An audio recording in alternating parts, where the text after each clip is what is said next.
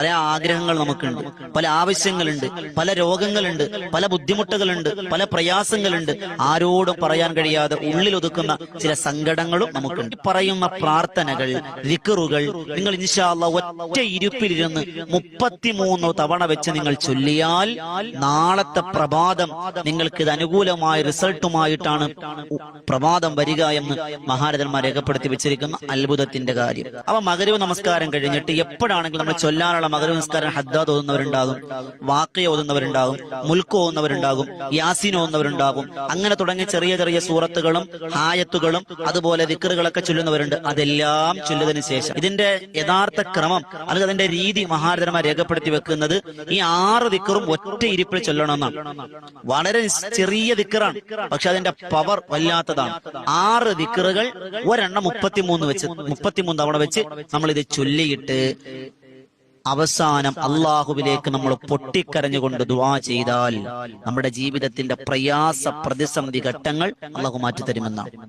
ഒന്നാമത്തെ ദിക്ർ അസ്തഗ്ഫിറുല്ലാഹൽ അലീം, അസ്തഗ്ഫിറുല്ലാഹൽ അലീം. രണ്ടാമത്തേത് സുബ്ഹാനല്ലാഹി വൽഹംദുലില്ലാഹി വലാ ഇലാഹ ഇല്ലല്ലാഹു വല്ലാഹു അക്ബർ.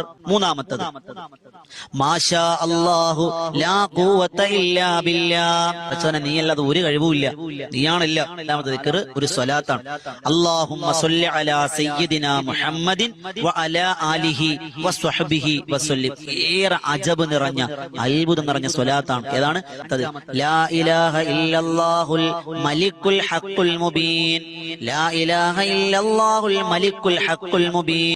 ആറാമത്തേത് സുബ്ഹാനല്ലാഹി വബിഹംദിഹി സുബ്ഹാനല്ലാഹിൽ അലീം വബിഹംദിഹി അസ്തഗ്ഫിറുല്ലാഹ്. ഈ 6 ദിക്റുകളും അറിയാത്തവർ ആരും തന്നെ ഉണ്ടാവില്ല. ഈ 6 ദിക്ർ നമ്മൾ 33 വട്ടം ചൊല്ലിയതിനു ശേഷം നമ്മൾ അവസാനം ഈ ഒരു സ്വലാത്തുൽ ഫാത്തിഹ, അത് നമ്മൾ അറിയാലോ, അത് ആ സ്വലാത്ത് 3 സ്വലാത്തുൽ ഫാത്തിഹ ചൊല്ലുക. 3 സ്വലാത്തുൽ ഫാത്തിഹ തരും എന്ന പ്രതീക്ഷയോടെ ഉറപ്പോടെ ഉമ്മമാരെ, പെങ്ങന്മാരെ, വാപ്പമാരെ, സഹോദരങ്ങളെ ആത്മാർത്ഥമായിട്ട് നിങ്ങൾ ചൊല്ലിയിട്ട് നിങ്ങൾ ഒളുവോടുകൂടി ആ കിടക്കപ്പായിലേക്ക് വന്ന് ഉറക്കത്തിൽ പാലിക്കേണ്ട മര്യാദകളും ദിക്റുകളൊക്കെ ചൊല്ലിക്കിട്ട് കിടന്നുറങ്ങിക്കോളി. ഇൻഷാ അല്ലാഹ് മഹാരഥന്മാരാകുന്ന പണ്ഡിതന്മാർ, സ്വാലിഹീങ്ങൾ, സലഫ് സ്വാലിഹീങ്ങൾ നമുക്ക് രേഖപ്പെടുത്തി തരുന്നുണ്ട്. ഇൻഷാ അല്ലാഹ് അത് നാളത്തെ പകലിൽ അത് അല്ലാഹു അതിന്റെ വഴികൾ തുറന്നു തരാതിരിക്കില്ല എന്ന് ഉറപ്പിച്ച് മഹാരഥന്മാർ പറഞ്ഞ അത്ഭുതത്തിന്റെ